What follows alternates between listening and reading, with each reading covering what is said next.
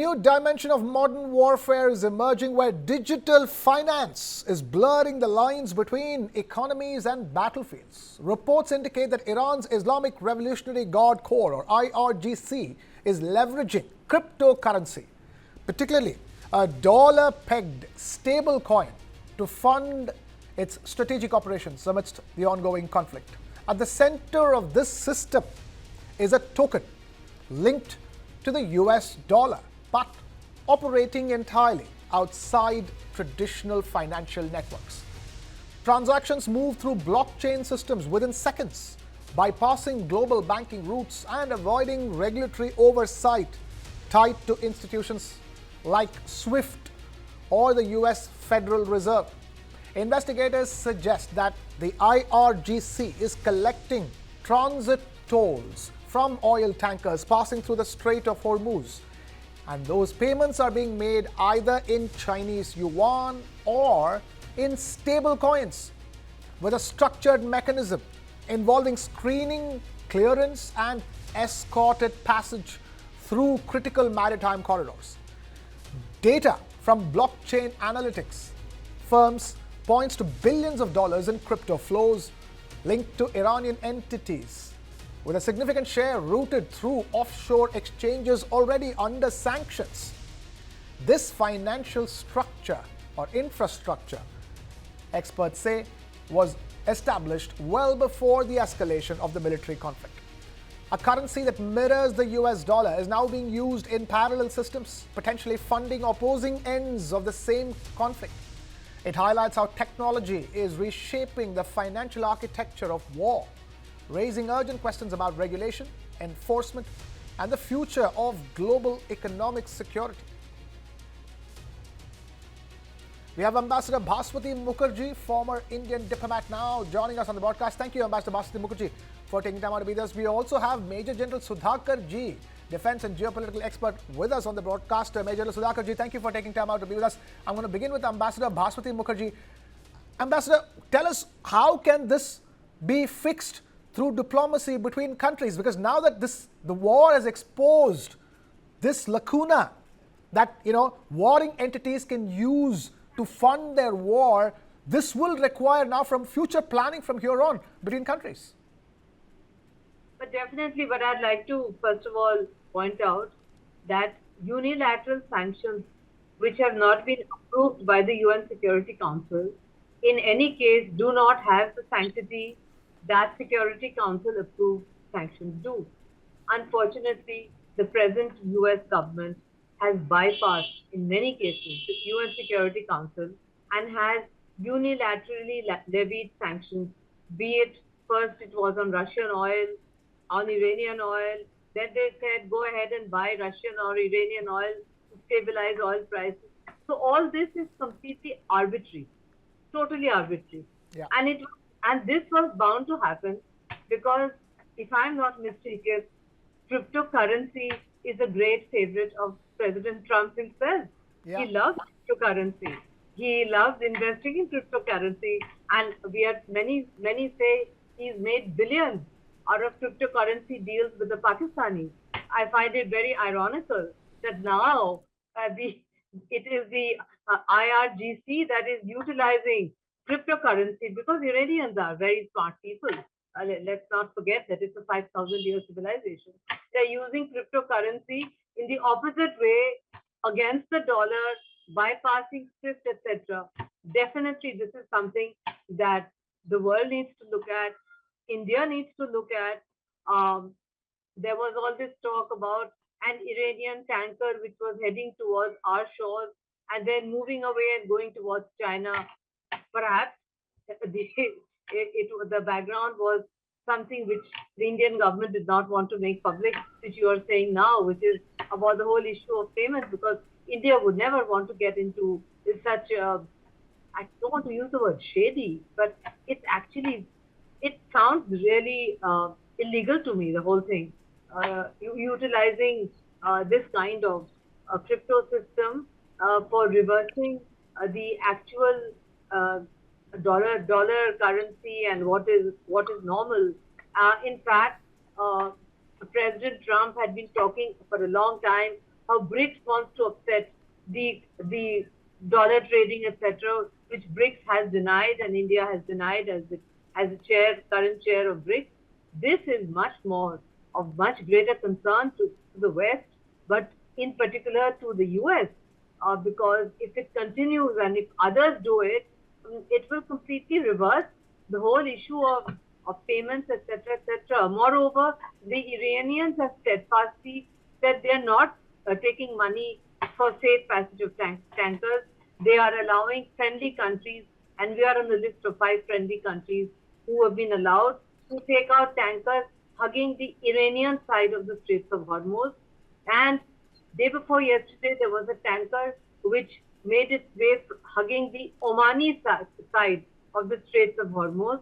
So, and there was talk about some kind of discussions between Oman and Iran on this matter, on Right. safe passage of tankers, because possibly the middle part of the Straits of Hormuz may have been mined. I'm sure General Sudhakarji will have more to say on that. He's an expert.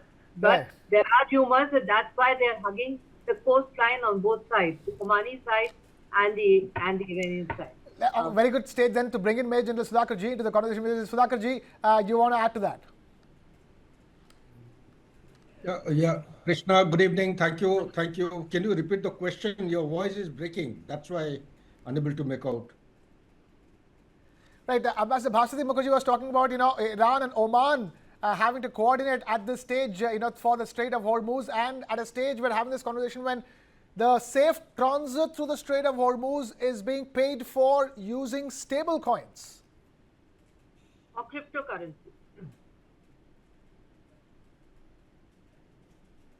If you can hear us, sir. No. Right, I don't think we have Major Sudhakarji with us. We'll just try to re-establish that connection with him. But in the meanwhile, Ambassador Bhaswati Mukherjee, the thoughts that come to your mind at this stage are, if the dollar is being used on both sides of the war right now, currencies that are pegged to the dollar, one side the dollar itself, and on the other hand is a currency pegged to the dollar, this will create ripple effects for the times to come, because the war is exposing this issue that this can happen. Which means that, do you expect, now currency diplomacy to become essential when it comes to the diplomatic relations between two countries? First of all, it's bound to impact the dollar itself. Secondly, you have a situation where there is a war going on, and one side, the adversary, according to the Americans, is using a kind of a counterfeit dollar, if you'd like to put it that way, to make huge amounts of profits, billions. So the war is actually benefiting Iran's economy in a manner which was never anticipated by anybody. There were people in US saying Iran will be down on its knees. Trump said we'll bomb Iran to its stone age. Doesn't seem to be happening. They were able to get this, thank God, the second airman back to safety. But in this kind of war, there could be more pilots landing up on Iranian territory and perhaps not being so lucky. So this is a situation where you have a situation where Iran, far from being crushed or being sent back to the Stone Age, seems to be making billions of dollars by using a counterfeit dollar, if I may put it that way. I'm sure the economists would have a better jargon for it. But it's like a counterfeit dollar, and it's bound to impact the dollar itself, because it's in a way it's illegal trading. It's not permitted, and it's bypassing the normal system we have of money transactions, which, as you rightly said, is through SWIFT, etc., which is what we do in India too. So it's bound to have huge repercussions, and I'm sure economists world over are looking at these ramifications. This information, I think, came out only 24 or 48 hours ago, if I'm not mistaken. It was not known that this is the way the IRGC were doing business transactions, Krishna. Right. Ambassador Bhaswati Mukherjee, as we, the war, we have absolutely no idea when this is going to come to a conclusion at this stage. It's just, there's just speculation over speculation. It will take 1 week, 2 weeks, 3 weeks. Some say it could be until the month of June even, and then that, will have repercussions for the rest of the year and probably even beyond that. But in these circumstances, when you can have billions of dollars in crypto flows, flowing through blockchain, significant share routed through offshore exchanges, and etc., etc. This is a threat not just for Iran and the US or dollar-based economies or dollar mirroring economies. It could be a threat for the entire global economic system per se. We have Major General Sudhakar Ji now back with us on the broadcast. Major General Sudhakar Ji, thank you for being with us. We're just discussing why the fact that a currency mirroring the dollar is funding the war from Iran's side is set to have far-reaching implications for the global financial system. Krishna, I hope I'm audible. Yes, please. Go ahead, sir. Okay, there is much more than what I could make out what is being discussed. I think you're discussing about the crypto cash. Yes. You see, if you allow me, I would like to dilate since I'm privy to certain practices by IRGC. I don't know whether it is within the purview of the scope of your discussion or not.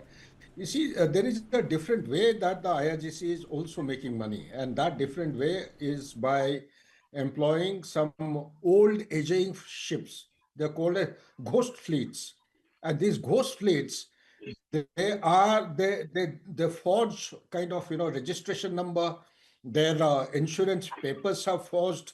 The fraudulent documents. They change a system that's called as the transponder. Every ship has got a automatic identification system, AIS. This is based on a transponder. They disable the transponder, and also they have got the flags used at convenience. Flag means like Tanzania, Panama flags. So all these things, they give them a kind of a camouflage identity, and they transfer the oil at a subsidized price. The oil goes to a transfer point. The transfer points are somewhere in east of Singapore. There is an archipelago which is called a Richau archipelago. There is also one island in Malaysia there nearby. The ship-to-ship transfer is carried out. So these crude, which become the primary source of revenue for IRGC, whether we accept or not, is crude oil.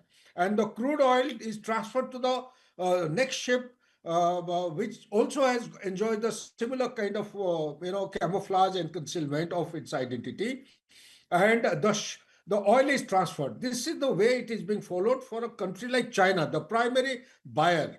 China buys something close to overall, if you see, it's around 50% but 90% of Iran's oil is bought by China. That has to be clear. And the payment is made at a subsidized rate, and it is given in yuan currency, used as yuan currency. This is a kind of a black money which is flowing into IRGC's hand, and they have a kind of a forced accounts. The banking system they follow also cannot be detected. They follow the encrypted system of transfer. The international banking system is also different. So all these kinds of things, when the international expert agencies, they try to identify the flow of money or the budget and try to choke it, they find it very, very difficult. Despite the sanction in 2018, which was imposed on Iran, they have been able to triple. Mind you, from this revenue, they give something close to $355 million per annum to Hamas, around $2 billion to Hezbollah. The amount has tripled despite all kinds of restrictions between 2018 and now. This amount has actually tripled. And this money also goes in for procurement of weapons, arms, ammunition, and warlike stores. This is how, because the central question of your subject, if I have understood, is that despite all sanctions, despite all restrictions, despite the ongoing conflict of last year and now, how is it Iran trying to fund its organization and is able to procure the weapons and equipments, which are very, very costly and expensive?